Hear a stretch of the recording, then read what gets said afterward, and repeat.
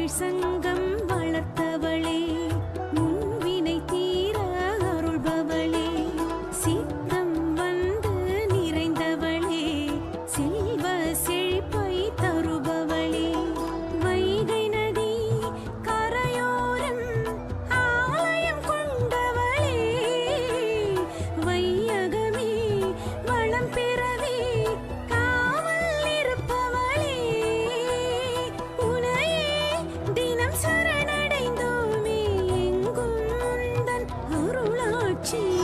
மீனாட்சி தாயே அருள்வாயே நீயே, மீனாட்சி தாயே அருள்வாயே நீயே.